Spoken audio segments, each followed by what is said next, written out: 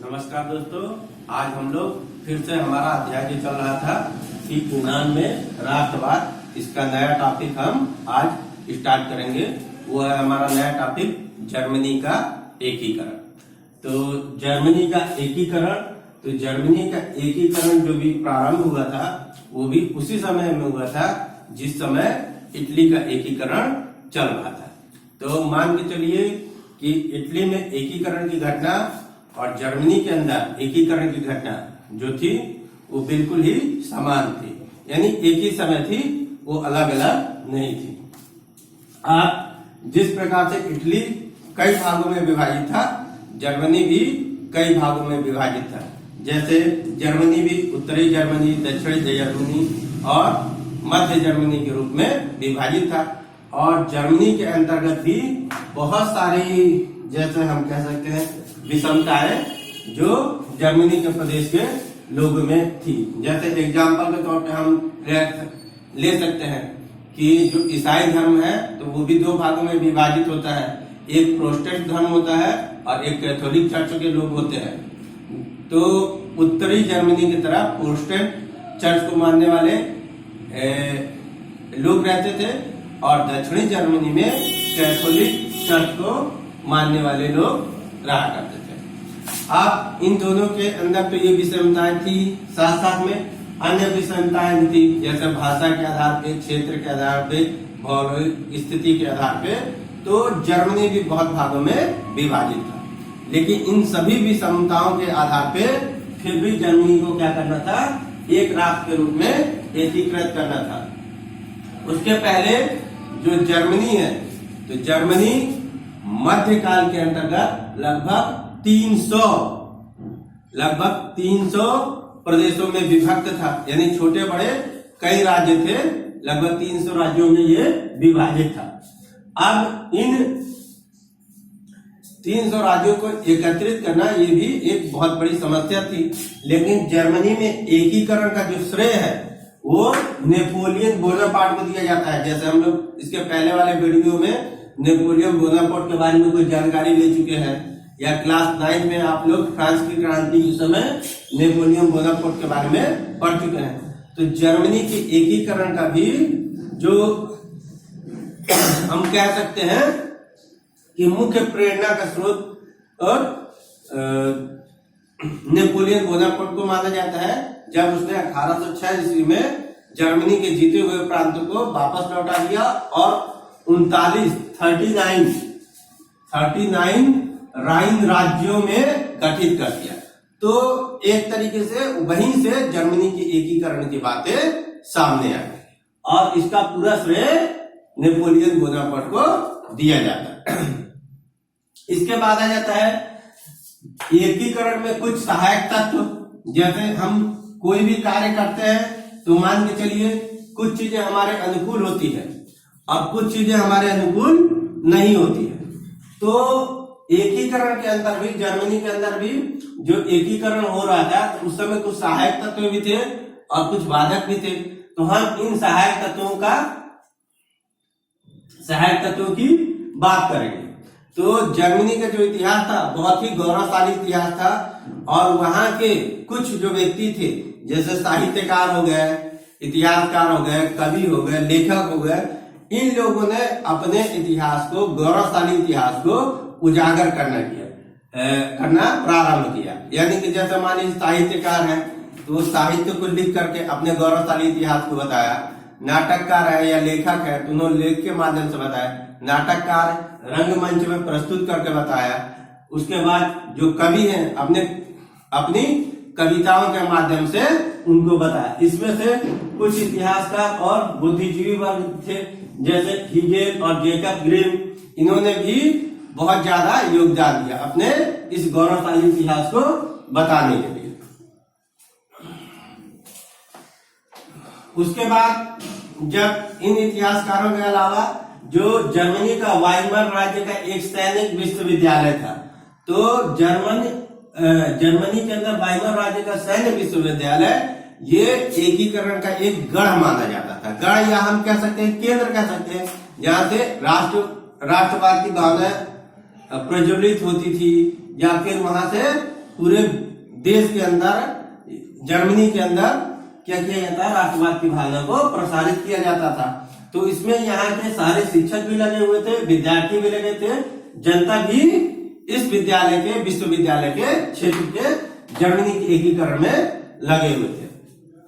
इसके साथ जर्मनी को एकीकरण के लिए मालूम था कि हमें कुछ राज्यों से क्या करना पड़ेगा, युद्ध करना पड़ेगा। बिना युद्ध के हम जर्मनी का एकीकरण नहीं कर सकते। तो उस समय जो जर्मनी का राजा था, या हम शासक कह सकते हैं, वो फ्रेडरिक विलियम था। वो एक निरंकुश राजा था और निष्क्रिय व्यक्ति था।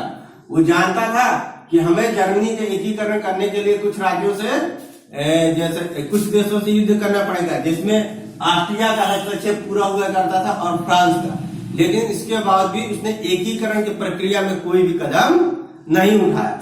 उस स्थिति को जस की तस रहने दिए, उसमें किसी भी प्रकार का परिवर्तन नहीं किया।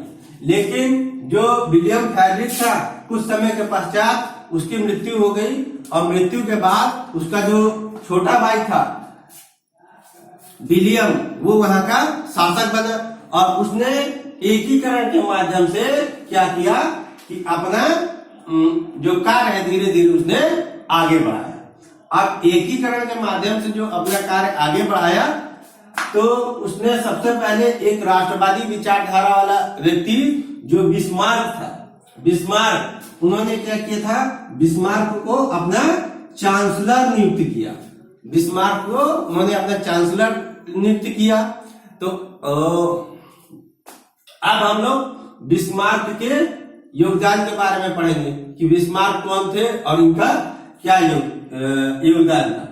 तो बिस्मार्क का जो जन्म हुआ था वो 1815 ईस्वी में हुआ था और ये जो प्रसा के तरफ से जो जर्मनी की संसद है, जर्मनी की संसद को हम डायट कहते हैं, जर्मनी की संसद को डायट कहते हैं। तो उस संसद के अंदर वो प्रसा का प्रतिनिधित्व करते थे, प्रसा का प्रतिनिधित्व करते थे और उनको वहां का जब चांसलर बना दिया गया, तो जो बिस्मार्क थे वो बहुत ही तीव्र बुद्धि के थे। वो राजनीतिक, कूटनीतिक, आशावादी और एक तरीके से राजनीतिक उनके गुण सारे के सारे उनके पास राजनीतिक गुण थे। तो जब बिस्मार्क को वहां का चांसलर बना दिया गया, तो बिस्मार्क ने सबसे पहले वहां के जो डायट के संसद के जो उदारवादी नेता हैं और कट्टर विचारधारा वाले भी नेता हैं, उन सभी को क्या किया, उन्होंने अपने विचार से, अपने भाषण से उन सभी को अपने पक्ष में कर लिया। यानी कि उदारवादी नेता भी उनका समर्थन करते थे और कट्टरपंथी विचारधारा के नेता भी बिस्मार्क का समर्थन करते थे।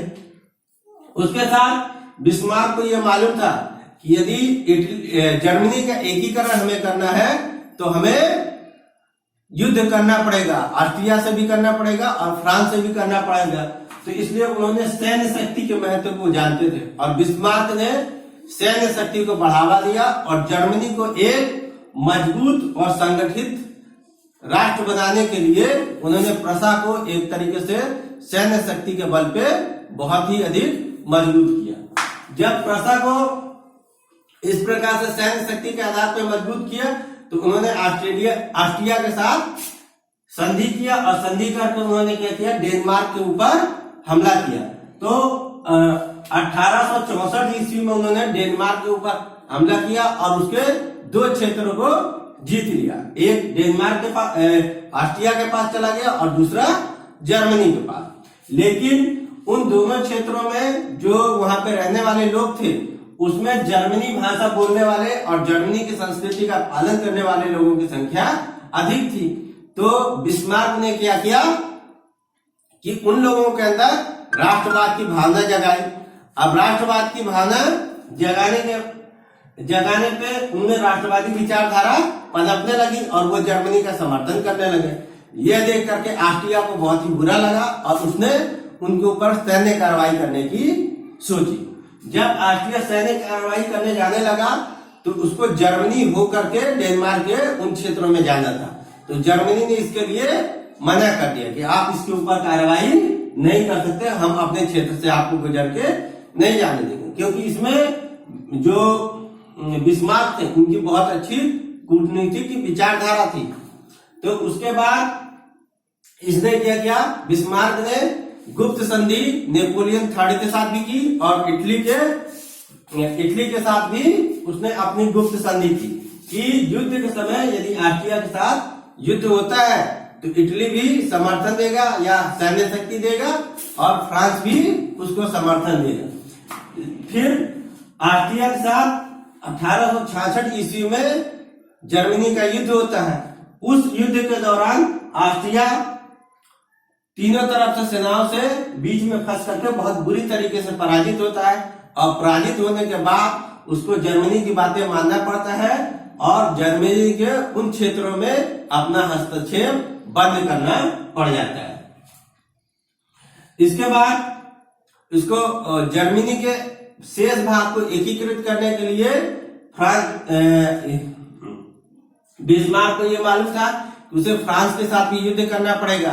तो उसने क्या किया था कि फ्रांस के साथ सीमा विवाद उत्पन्न किया और सीमा विवाद उत्पन्न करने के बाद जब फ्रांस ने इसका विरोध किया तो फ्रांस की बातों को तोड़ मरोड़ करके बिस्मार्क ने मीडिया में इस तरीके से प्रसारित किया कि उसका अर्थ कुछ और निकलेगा, जिससे क्या हो गया कि फ्रांस में नेपोलियन थर्ड उससे भड़क गया और उसने मान के चलिए कि 1870 में सेडान का युद्ध प्रारंभ हुआ, जो फ्रांस और जर्मनी के बीच ये युद्ध हुआ।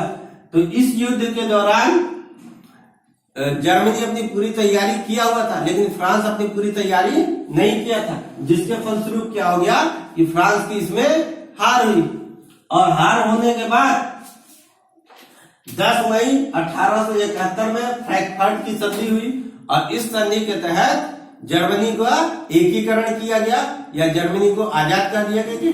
उसके बाद ना तो ऑस्ट्रिया का दखल रह गया जर्मनी के अंदर और ना ही फ्रांस का दखल रह गया।